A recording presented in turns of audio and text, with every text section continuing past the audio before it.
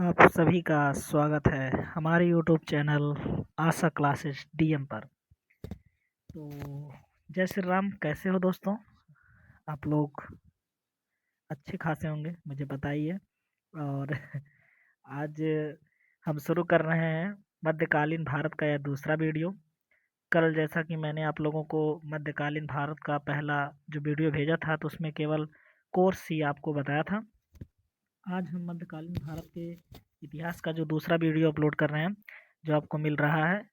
आज से शुरू होगा मध्यकालीन भारत का यह पूरा खंड, जो आपको पूरा पढ़ना है विस्तार से।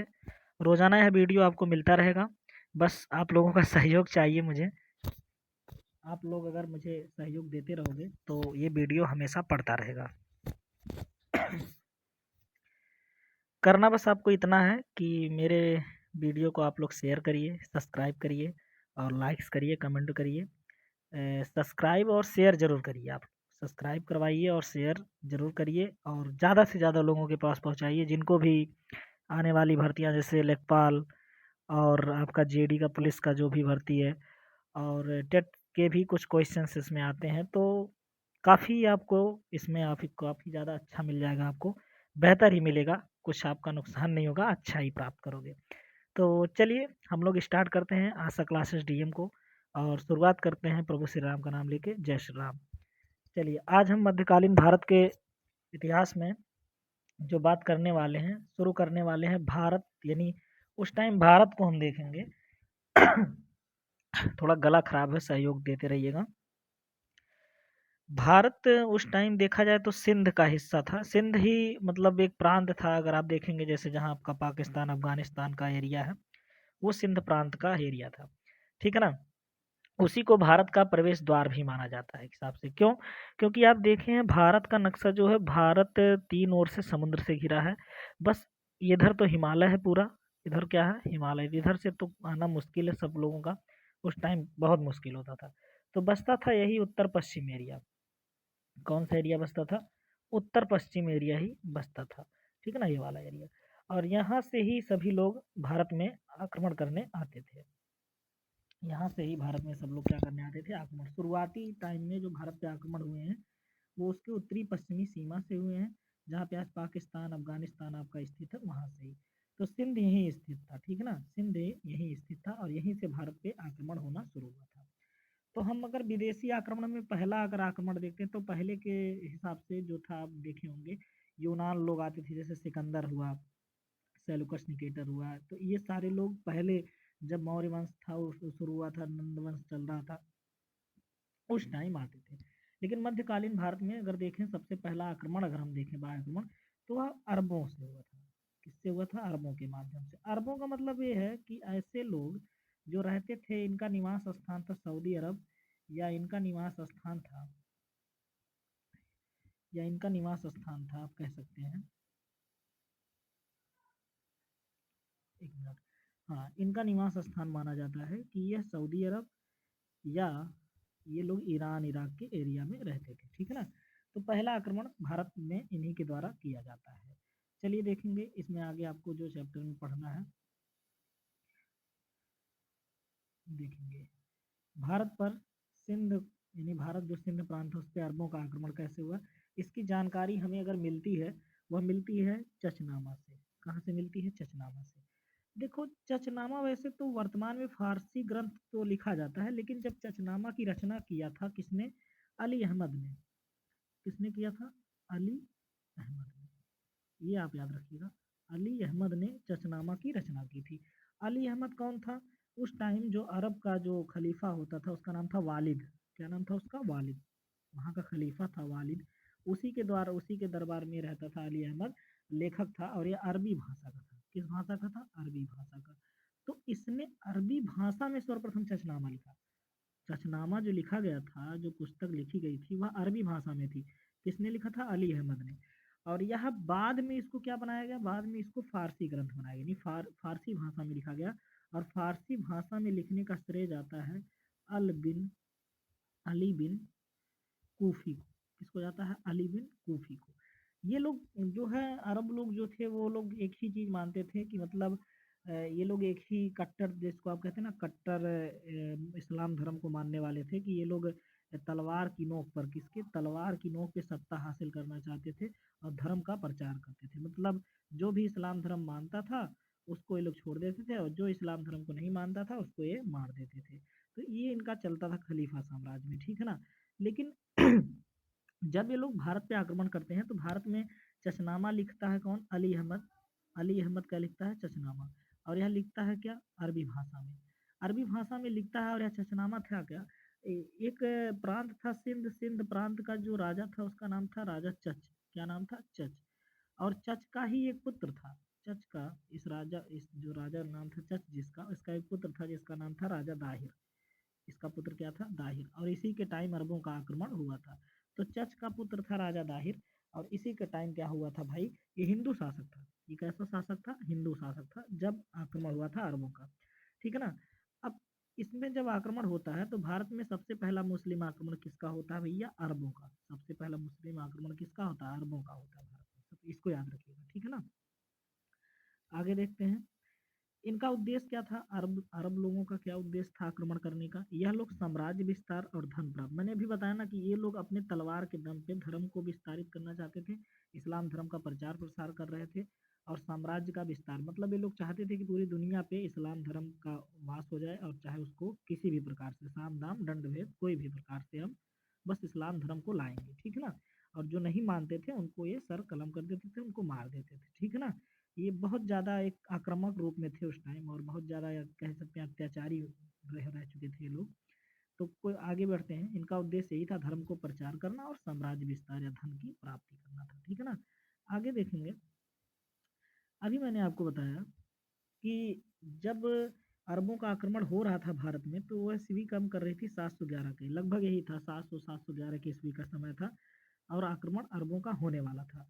अरबों का आक्रमण होने पे जो पहला आक्रमण करने वाला था उसका नाम था उबैदुल्लाह। कौन था? उबैदुल्लाह। उबैदुल्लाह कौन था? उबैदुल्लाह वह था जिसको खलीफा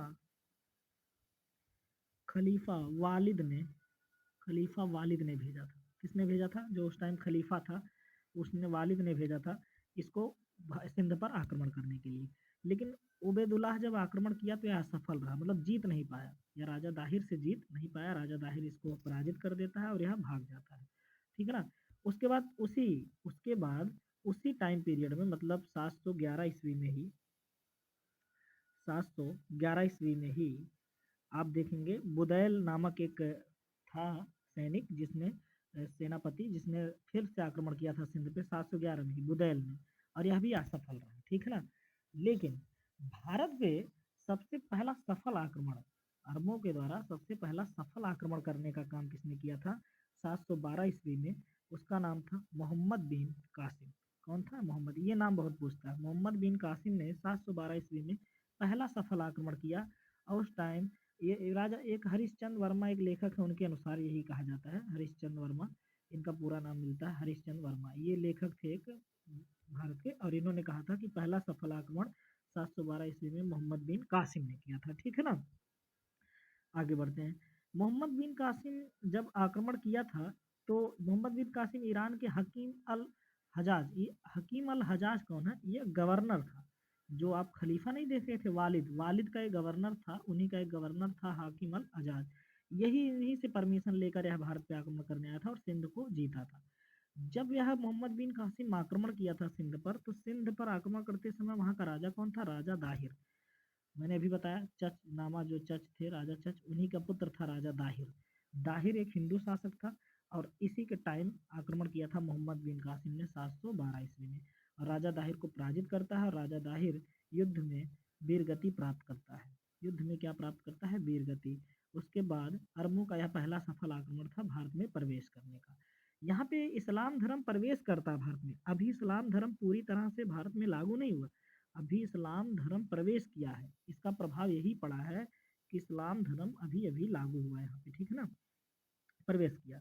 परिणाम इसका सबसे खतरनाक यही था कि भारत में पहली बार इस्लाम धर्म का प्रवेश हुआ, यानी हिंदू शब्द का प्रयोग सबसे पहले अरबों द्वारा किया गया था। आप देखेंगे इस्लाम का जब आक्रमण हो गया यहाँ पे तो हिंदू शब्द जो आया था ना, हिंदू, ये कैसे आया था?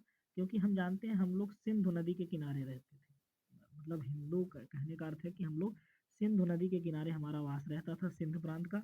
तो वो लोग जो अरबी लोग होते थे ना, वो सा को हा बोलते थे। वो सा को क्या बोलते थे? हा। और धा को वो लोग दा बोलते थे, ठीक है ना। वो लोग धा को क्या बोलते थे? दा। तो सिंध का इन्होंने हिंदू बना दिया। सिंधु का इन्होंने क्या बना दिया? हिंदू। और उसी टाइम से ये अपने यहाँ का जो लोग रहते थे अपने यहाँ, उनको क्या कहा जाने लगा? हिंदू है। ये क्या है? हिंदू है। और उससे हिंदू से पहले हम लोग सनातन में थे। वैसे सनातन आज भी है, सनातन में ही हम लोग रहते हैं, ठीक है ना। चलिए आगे देखते हैं, इसके परिणाम और क्या क्या हुए हैं उसको भी देखते हैं। जब इस्लाम धर्म यहाँ आ गया, पहली बार प्रवेश किया, अरब लोग यहाँ आ गए, तो इन्होंने खजूर की खेती करना शुरू किया, यहाँ पे ऊँटों को पालना शुरू किया। क्योंकि देखिए रेगिस्तानी क्षेत्र था, राजस्थान का क्षेत्र कैसा था? रेगिस्तानी था। यहाँ पे खजूर की खेती करना शुरू किए, ऊँट को पालना शुरू कर दिए लोग, ठीक है ना। अरे ऊँट है ना रेगिस्तान में, रेगिस्तान का जहाज किसे कहते हैं? ऊँट को ही ना। खजूर आप जानते हैं अरब देश में बहुत ज़्यादा खजूर होते हैं, मीठे मीठे। तो यहाँ भी खजूर की खेती क्या की? शुरू की। ऊँटों का पालन भी इन्होंने शुरू कर दिया, ठीक है ना। चलिए अगला पॉइंट देखते हैं क्या परिणाम हुआ। पहली बार जजिया कर भारत में लगाया गया। अरबों ने, याद रखिएगा, जजिया कर सर्वप्रथम अरबों ने ही भारत में स्टार्ट किया था। क्या होता है ये कर? जजिया कर एक प्रकार का धार्मिक कर है। कैसा कर है? धार्मिक। मतलब ऐसा कर जो गैर मुसलमानों से लिया जाता था, मतलब जो मुस्लिम धर्म मानते थे उनसे नहीं लिया जाता था, मतलब इस्लाम धर्म को मानने वाले से नहीं लिया जाता था, या उनसे लिया जाता था जो इस्लाम धर्म नहीं मानते थे, जैसे हिंदू थे, सिख थे, ये लोग थे। इन लोगों से जजिया कर लिया जाता था। और यह धार्मिक कर था जो तीर्थ यात्रा पर लगाया जाता था। किस पे लगाया जाता था? तीर्थ यात्रा। तीर्थ यात्रा आप लोग जानते ही होंगे, जैसे हम केदारनाथ, बद्रीनाथ, मानसरोवर यात्रा भारतीय जाते थे, तो ये लोग वहाँ पे वैष्णो देवी जाते थे।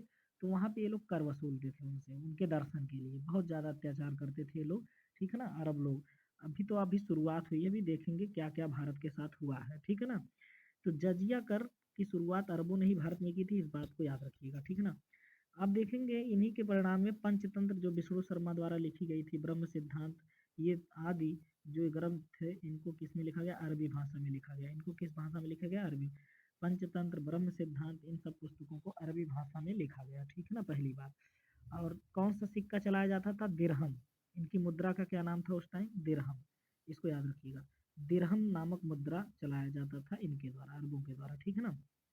चलिए, भारतीय खगोल शास्त्र का विस्तार हुआ इस टाइम जब, क्योंकि देखिए हमारे प्राचीन भारत हमारा पहले से ही साइंस पे डिपेंड था, मतलब साइंटिफिक था एकदम से। मतलब ऐसे ऐसे जैसे ब्राह्मणी, आर्यभट्ट, आपने सभी नाम सुने होंगे। हमारा भारत साइंस से परिपूर्ण था। और इस जब ये लोग आक्रमण करते हैं तो धीरे धीरे और ज़्यादा सब लोग बढ़ते हैं, और खगोल शास्त्र में, खगोल शास्त्र का अर्थ है पिंडों का, ग्रहों का अध्ययन करना सीखते हैं, ठीक है ना। अगला देखिएगा, यूरोपीय विकास का मूल स्रोत भारत ही था। देखो हमने अभी कहा ना कि हमारा भारत साइंटिफिक था, बहुत ज़्यादा प्रगति पे था उस टाइम। और इसीलिए तो सोने की चिड़िया कहा जाता, मतलब हर तरफ से धन संपन्न और वैज्ञानिक संपन्न, हर चीज़ क्षेत्र में शिक्षा, हर चीज़ इसका संपन्न था।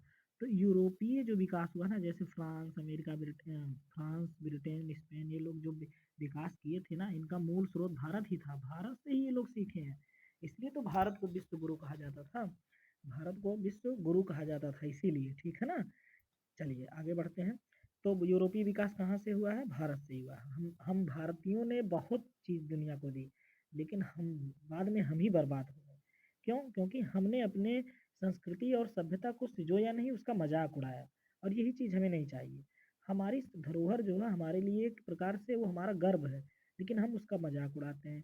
हमें उस पर गर्व होना चाहिए कि हम कितने वैज्ञानिक तरीके से कार्य करते थे, ठीक है ना। तो यूरोपीय विकास का मूल स्रोत किससे था? भारत से था, इसको याद रखिएगा।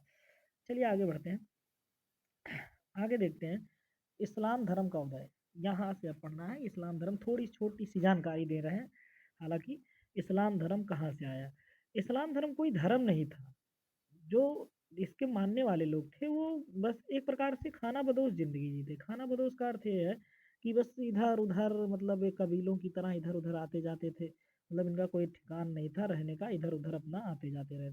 लेकिन फिर उसी टाइम लगभग 570 ईस्वी में एक व्यक्ति का जन्म होता है जिसका नाम था हजरत मोहम्मद साहब। क्या नाम था इनका? हजरत मोहम्मद साहब। 570 ईस्वी, मक्का नामक स्थान सऊदी अरब में है। मक्का नामक स्थान कहाँ है? सऊदी अरब में। और सऊदी अरब में मक्का नामक स्थान पे 570 ईस्वी में किसका जन्म होता है? हजरत मोहम्मद साहब का। और इन्हीं को कहा जाता है इस्लाम धर्म का पैगंबर। पहला इन्हीं को कहा जाता है इस्लाम धर्म का पैगंबर, या इस्लाम धर्म के संस्थापक के रूप में किसे जानते हैं? हजरत मोहम्मद साहब को। इनके पिताजी का नाम था अब्दुल्ला, इनकी माता का नाम था अमीना। क्या नाम था? अमीना। और पिताजी का नाम अब्दुल्ला। इनको जो ज्ञान की प्राप्ति हुई है वह 610 ईस्वी में हीरा नामक गुफा, सऊदी अरब में एक गुफा था जिसका नाम था हीरा। तो हीरा नामक गुफा में इनको क्या प्राप्त हुई? ज्ञान की प्राप्ति। जैसे आप देखें गौतम बुद्ध को भी ज्ञान की प्राप्ति हुई थी बोध गया वृक्ष के नीचे बिहार में जो गया है। तो उसी प्रकार ज्ञान की प्राप्ति हजरत मोहम्मद साहब को कहाँ हुई थी? हीरा नामक गुफा में हुई थी। ठीक है ना? हाँ, और इन्हीं से इस्लाम धर्म का जो संवत, जैसे अपना संवत है शक संवत, अपना राष्ट्रीय संवत क्या है? शक संवत। और हम लोग विक्रम संवत को देखते हैं। ठीक है ना? हिंदू धर्म के लिए क्या है? विक्रम संवत। उसी तरह इस्लाम धर्म के लिए कौन सा संवत जारी, कैलेंडर जारी किया गया था? हिजरी संवत, जिसकी शुरुआत 24 सितंबर 622 ईस्वी में हुई। 24 सितंबर 622 ईस्वी में। क्यों इस डेट पर?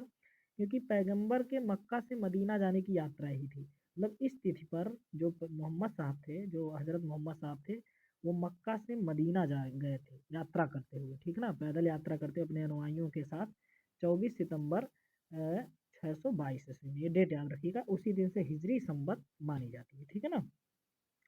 चलिए थोड़ा सा इनके जीवन के बारे में और जानते हैं मोहम्मद हजरत साहब के। इनका विवाह जो हुआ था खादिजा नामक विधवा से हुआ था। इन्होंने खादिजा नामक एक विधवा से कर लिया था शादी। और इनकी एक पुत्री भी हुई जिसका नाम था फातिमा। ठीक है ना? जिसका क्या नाम था? फातिमा। और फातिमा के जो पति थे उनका क्या नाम था? अली। मतलब फातिमा का जो पति थे उनका नाम क्या था? अली। अली इनके क्या हो गए? दामाद।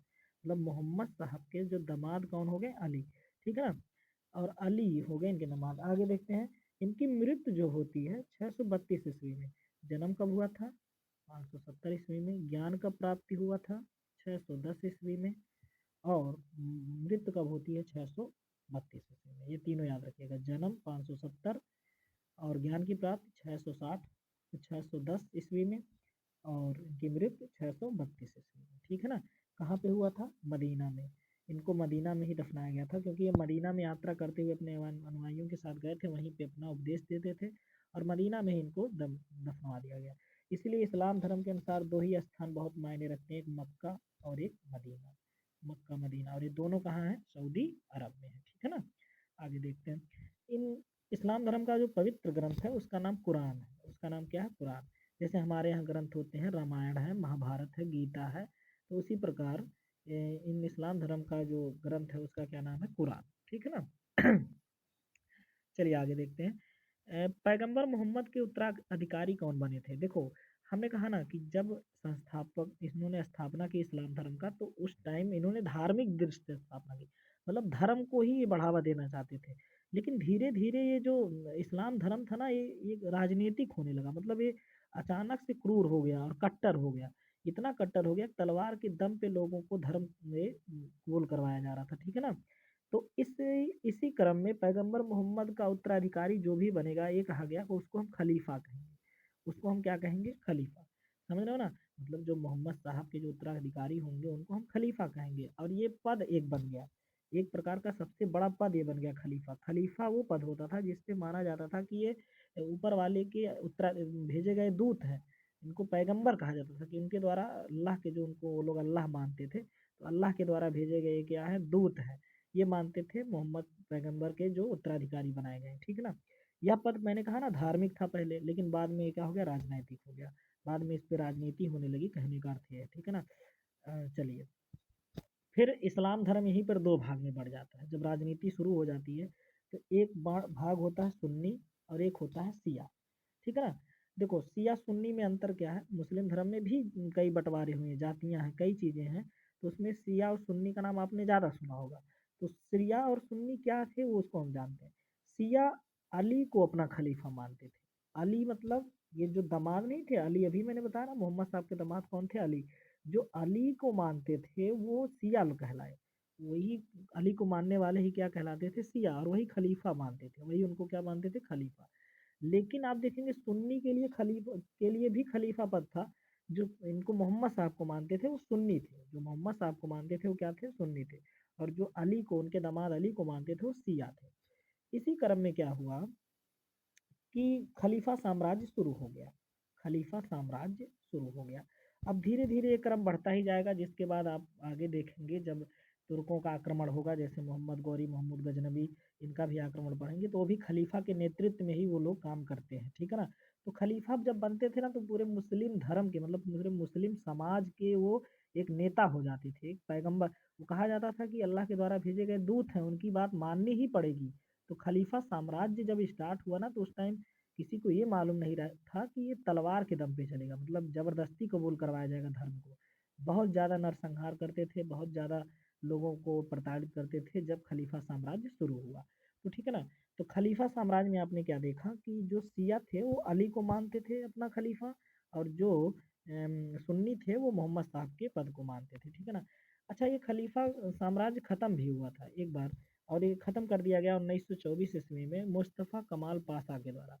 मुस्तफ़ा कमाल पाशा ये तुर्की के थे, तो एक खलीफा पद को इन्होंने क्या किया, समाप्त कर दिया 1924 ईस्वी में। मुस्तफ़ा कमाल पाशा, मतलब सोचो तब से खलीफा चला रहा था पद, और 1924 में आगे खत्म हुआ, ठीक है ना। चलिए, और देखिए इनके धर्म में 5 शिक्षाएं दी जाती हैं, और ये 5 शिक्षाएं इस्लाम धर्म के नाम से पूछी भी जाती हैं। कलमा पढ़ना, कलमा देखे होंगे आप लोग, वो कुछ पढ़ते हैं कलमा, जो आप देखे होंगे उनको। नमाज पढ़ना, ये भी उनके लिए है। रमजान का महीना आप जानते हैं, जो इनका पवित्र महीना माना जाता है।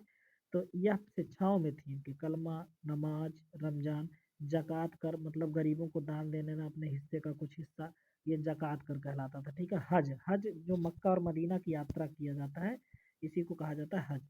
क्यों? क्योंकि मक्का में जन्म हुआ था मोहम्मद साहब को दफनाया गया था। तो कलमा, नमाज, रमजान, जक़ात कर और हज, ये 5 शिक्षाएं इस्लाम धर्म को दी जाती हैं। और इसके बाद हम जो आप लोगों ने देखा, आप स्क्रीनशॉट इसका लेना चाहें तो ले लीजिए, हालांकि पीडीएफ आपको डिस्क्रिप्शन में मिल जाएगा। और मैं आपको स्क्रीनशॉट लेने का एक बार मौका दे देता हूँ। स्क्रीनशॉट वैसे आप लोगों के लिए ठीक नहीं पड़ेगा, बस एक बार ऐसे देखते ही जाइए। भारत के सिंध पर अरबों ने आक्रमण किया। चचनामा फारसी ग्रंथ था, लेकिन इसको लिखा गया था पहले अली अहमद के द्वारा अरबी भाषा में। और भारत पे सबसे पहले मुस्लिम आक्रमण होता है अरबों के नेतृत्व में। और इसका उद्देश्य था साम्राज्य विस्तार, धन की प्राप्ति, इस्लाम धर्म का प्रचार करना। 711 ईस्वी में उबैदुल्लाह द्वारा असफल आक्रमण हुआ भारत के सिंध पर, और 711 में ही बुंदेल द्वारा फिर असफल आक्रमण हुआ, लेकिन 712 में मोहम्मद बिन कासिम ने पहला सफल आक्रमण किया। इसको हरिश्चंद्र वर्मा ने बताया था। मोहम्मद बिन कासिम ईरान के हकीम अल हजाज से आज्ञा लेकर सिंध पर आक्रमण किया और विजय किया, ठीक है ना। सिंध पर जब आक्रमण किया था, तो उस टाइम सिंध का राजा कौन था? राजा दाहिर, जो चच का पुत्र था। चच एक हिंदू शासक था, जिसका नाम पे लिखा गया चचनामा, ठीक है ना। अली अहमद ने जिसपे चचनामा लिखा था अरबी भाषा में। परिणाम क्या हुआ कि पहली बार भारत में इस्लाम धर्म प्रवेश किया। हिंदू शब्द का सर्वप्रथम प्रयोग अरबों ने किया था। खजूर की खेती, ऊँट का पालन करना सिखाया इन लोगों ने। पहली बार जजिया कर भारत में अरबों के द्वारा ही लगाया गया। पंचतंत्र, ब्रह्म सिद्धांत आदि अरबी भाषा में अनुवाद किया गया। उस टाइम जो सिक्के चलाए गए वो दिरहम कहलाते थे। भारतीय खगोल शास्त्र का विकास हुआ, और यूरोपीय विकास का मूल जो स्रोत है वो भारत ही बना, ठीक है ना। इस्लाम धर्म की हम चर्चा कर लेते हैं। इस्लाम धर्म का उदय हुआ था जो है 570 ईस्वी में, जब जन्म हुआ हजरत मोहम्मद साहब का मक्का में। इनके पिता का नाम अब्दुल्ला था, माता का नाम अमीना था। ज्ञान की प्राप्ति 610 ईस्वी में हीरा नामक गुफा जो सऊदी अरब में वहाँ पे हुआ। हिजरी संवत 24 सितंबर 622 ईस्वी में हुआ था, जब पैगंबर मोहम्मद साहब मक्का से मदीना यात्रा कर रहे थे, ठीक है ना। विवाह इनका खादिजा नामक विधवा से हुआ था। विधवा एक थी खादिजा, उससे हुआ था। इनकी एक पुत्री हुई फातिमा। फातिमा के जो पति थे उनका नाम था मोहम्मद अली, और इन्हीं अली को दामाद कहा जाता है इनका। ये दोनों के बीच एक टकराव होता है, जिससे अली के जो उपासक थे, जो अली को मानते थे, वो शिया कहलाए। जो मोहम्मद साहब को मानते थे वो सुन्नी कहलाए। मोहम्मद साहब का मृत्यु जो है 632 ईस्वी में मदीना में हुई। मदीना में दफना दिया गया। इनका पवित्र ग्रंथ कुरान है। और जो मोहम्मद साहब के उत्तराधिकारी बनाए गए उन्हें खलीफा कहा गया। खलीफा पहले धार्मिक पद था, लेकिन बाद में इसे राजनैतिक पद बना दिया गया, ठीक है ना। यहीं से इस्लाम धर्म दो भाग में बढ़ गया, शिया और सुन्नी। और इन्हीं के बीच करबला का युद्ध हुआ था, ये भी याद रखना। शिया और सुन्नी के बीच ही करबला का युद्ध हुआ था। करबला का युद्ध बहुत भयानक हुआ था, जिसमें मुस्लिम मुस्लिम से ही लड़कर बहुत खून बहाया गया था। यह था। खलीफा साम्राज्य को 1924 में मुस्तफ़ा कमाल पाशा ने ख़त्म कर दिया, ठीक है ना? खलीफा को पद को ही ख़त्म कर दिया और इनकी जो शिक्षाएँ थी वो 5 शिक्षाएँ महत्वपूर्ण थी इस्लाम धर्म में। कलमा पढ़ना, नमाज़ पढ़ना, रमज़ान का महीना, ज़कात कर और हज करना, ठीक है ना? तो ये रहा आपका मध्यकालीन इतिहास का दूसरा वीडियो। तो आपको कैसा लगा दोस्तों? लोग अपने कमेंट्स में ज़रूर बताइएगा आपको पसंद आया कि नहीं, ये वीडियो अच्छा लगा कि नहीं। रोज़ाना ये वीडियो जारी रहेगा, रोज़ाना आपको मिलता रहेगा। बस आप लोग सहयोग बना के रखिए, बस आप लोग सहयोग देते रहिए, ठीक है ना? तो आप लोग मेरी वीडियो को प्लीज़ मेरे वीडियो को शेयर करिए, सब्सक्राइब करिए, शेयर तो ज़रूर करिए। शेयर ताकि इसलिए क्योंकि कुछ ज़रूरतमंद बच्चों को ये प्राप्त हो जाए। जो ऑनलाइन पढ़ाई कर रहे हैं, जो घर पे बैठ के पढ़ाई कर रहे हैं, तो उनको ये कुछ तो लाभ मिले। तो मेरा रिक्वेस्ट ही आपसे, मैं रिक्वेस्ट ही करता हूँ आपसे कि मेरे वीडियो को सब्सक्राइब करवाएँ और इसको ज़्यादा से ज़्यादा लोगों के पास शेयर करें, ज़्यादा से ज़्यादा लोगों तक पहुँचाएँ, लाइक करें, कमेंट करें और कैसा लगा मेरा वीडियो आप लोग ज़रूर बताइएगा। आगे नेक्स्ट वीडियो आपको मिल जाएगा। धन्यवाद। जय श्री राम।